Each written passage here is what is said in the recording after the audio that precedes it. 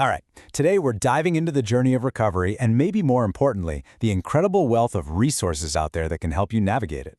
So if you've ever felt stuck or just totally overwhelmed by the idea of making a big change, we're going to break down a really clear path forward. So let's kick things off with this core idea because it really sets the stage for everything else. It's all about this delicate but really powerful balance.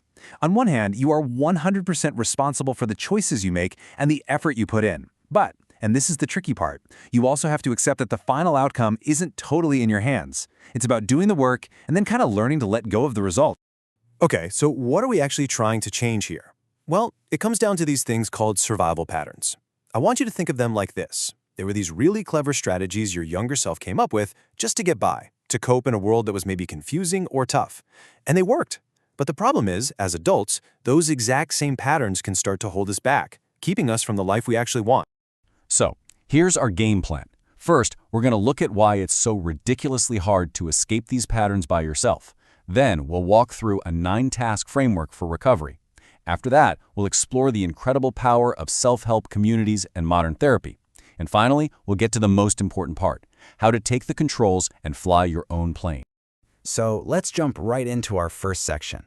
You know, if you've ever tried to change and felt like you just couldn't do it, it's so important to understand that it probably wasn't your fault. And this is the real reason why. It's almost never a lack of willpower. The real monster we're facing is trying to take on a whole lifetime of ingrained habits and deep-seated feelings all by ourselves, with no map and no support. I mean, when you think about it like that, it's no wonder we get discouraged or just totally overwhelmed.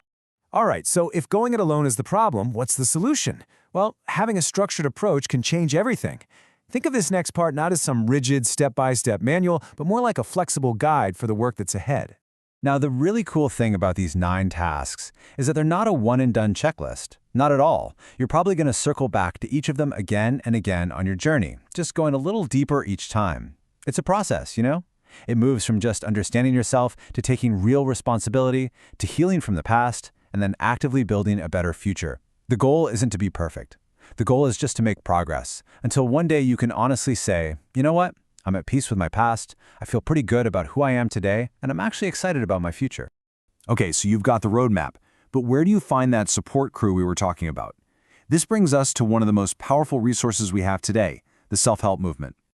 I mean, it's kind of wild to think that not too long ago, people dealing with these kinds of struggles were basically on their own. But just look at the difference today. We've shifted from isolation to community, from being lost in the dark to having clear guidance. That shift has been a total game changer for millions of people. It really all started with Alcoholics Anonymous, and now it's exploded. There are support groups for pretty much any human problem you can think of. And what these groups do so incredibly well is they just obliterate the shame. They show you that the dynamics of addiction or trauma are often way more powerful than any single person, and that helps you stop blaming yourself for not being strong enough. And a lot of these groups use a framework that you can kind of boil down to these 6 core phases. It's a journey, right?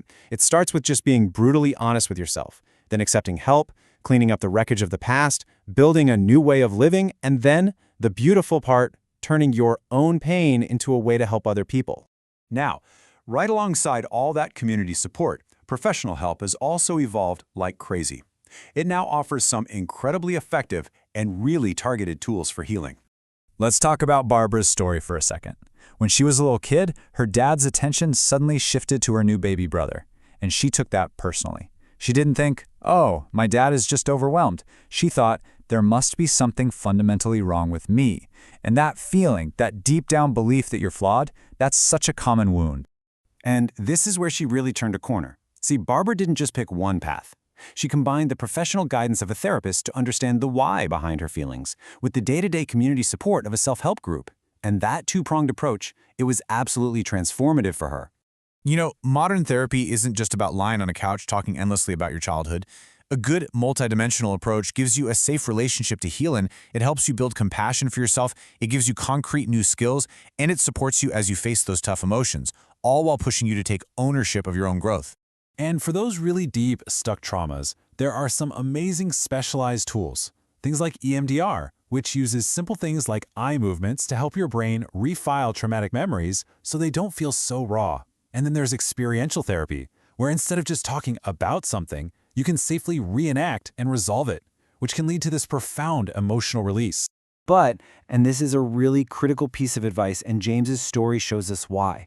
He spent 2 whole years feeling stuck. His therapist was a nice person, but they didn't have specific training in recovery.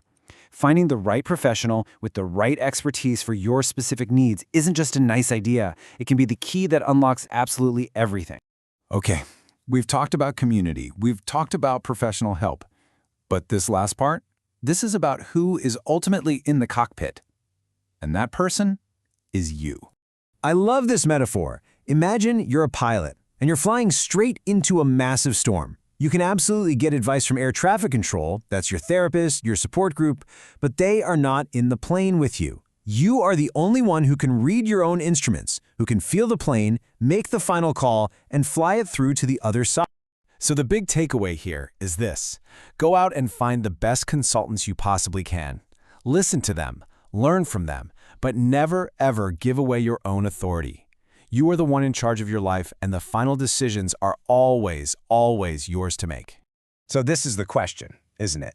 Are you ready to step up, take the controls, and fly your own plane? Knowing you've got support on the radio, but you're the one in command. And let's get really clear about the destination. The whole point of this journey isn't to erase the past or become as good as new. It's about integrating everything you've been through and coming out the other side a different person, stronger, wiser, and honestly, more beautiful for having been broken.